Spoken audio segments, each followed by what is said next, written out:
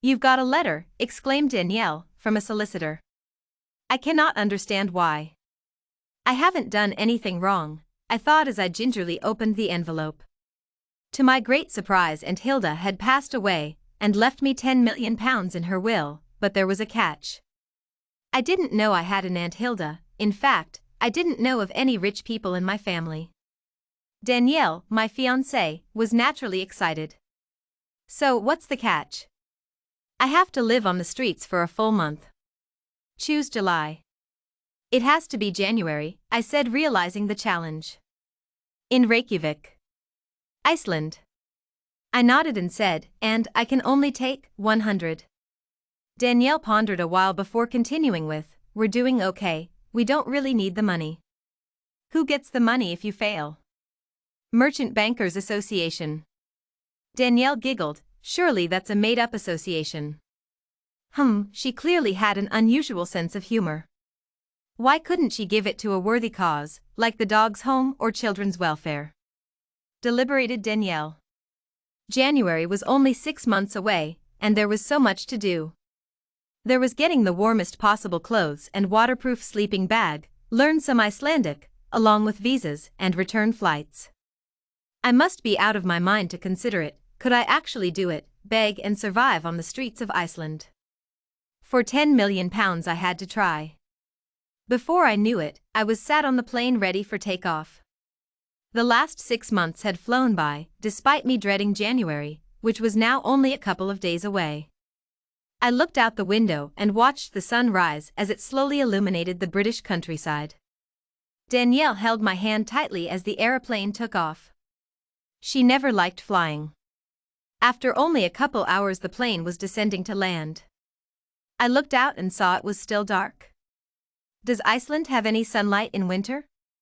Realizing winter daytime was a few hours, a bigger realization smacked me.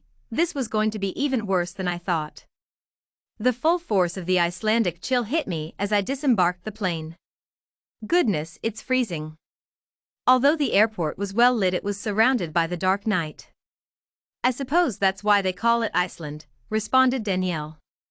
It's not until tomorrow night, and we'll find a quiet suburban area for you to sleep, she said reassuringly. Shouldn't I be in the city center? That where beggars usually go. Asterisk asterisk asterisk asterisk asterisk. Here I was. It was late evening of New Year's Eve. I was sat heavily wrapped up in a sleeping bag, wearing multi-layers of clothes. The usually quiet suburban street, which had a mere splattering of detached houses, had a little buzz about it. There was New Year excitement as hordes of party-goers made their way into the city center. It was cold. It was freezing. I was trying to wrap up warm as I could for the night, when I heard a voice, Mr. Peter Weber. Yes, I replied. I looked up to an oldish fat man well wrapped up. His big glasses almost dominated his clean-shaven face, with thin graying hair. He said, "Hello, I represent Dizzy, Giddy and Silly Solicitors. I'm just checking you're here." Then he added, "Your wife, Danielle, has been asking a lot of questions. Under the circumstances, she a right to know?" He nodded and said, "Good luck," as he left. The next few hours seemed to drag like an eternity, until I saw fireworks to mark the start of 2022. The locals celebrated the brand new year, whilst I watched, cold, hungry and tired. I looked up at the star-studded sky, dominated by the half-moon, with a dazzling display of the aurora borealis.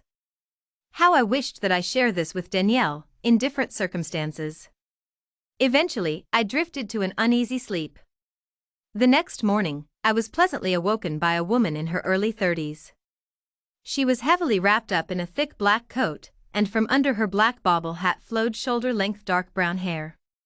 She looked at me with her green eyes and said, "How's my favorite web designer?" "Danielle," I smiled. "I've brought you some breakfast," she said as she handed me a hot sandwich wrapped in foil. "Oh, I was just what I wanted. Are you allowed to help me in this way?" "I've read the rules, through and through." She leaned forward and kissed me and whispered, "I'll be back at lunchtime." As the sun rose, it started to snow and the wind picked up a little. One night down, another 31 long nights to go. The minutes dragged slower. I doubt I can make a week, never mind a month. At lunchtime, Danielle persuaded me to try one more night, as she was convinced that the weather would improve. Maybe I'll acclimatize, I've heard scientists in the Antarctic do. I could feel the cold biting my already frostbitten fingers and toes. I kept thinking of the 10 million pounds in a feeble attempt to keep going. To think that I could be warm at home, or in a cozy hotel room, like where Danielle is. Thinking warm thoughts worked for a while, but not as effective as thinking about Danielle. The irony is that I've always wanted to visit Iceland, but not this way, from this angle. At tea time, Danielle brought some hot fish and chips and a large thermos flask of coffee. She also informed me that she would be a little late with my breakfast in the morning, as she wanted to check something with the solicitors. That night was the worst night of my life, so far, despite the drop in the wind. The drizzling snow was melting, making me damp and cold. I looked up and saw only falling flakes. I drank the last of the coffee in an effort to keep warm. I was falling asleep, but would I wake up? Pete, I heard the gentle voice of my beloved. I tried to open my eyes, which wasn't easy as they were frozen over. I've brought your breakfast. I struggled to sit up. Hot bacon, egg and tomatoes. Fantastic. I couldn't believe I'd made it through the night. 2 down, 30 more to do. Guess what I've bought, teased Danielle. I could do with some dry blankets. I've bought this camper van, do you like it? It's lovely and warm. What's wrong with the hotel? In her will, your aunt meant to put you to sleep rough on the streets, but she didn't. She missed the word rough out.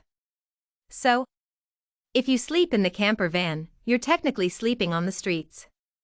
I checked. Every day you give me more reasons to love you. In the camper van it was warm, I sat cuddled up to Danielle with a coffee. It was heaven. That money is as good as ours. Would you mind if we gave $1 million to the dog's home, and $1 million to the homeless? Danielle smiled.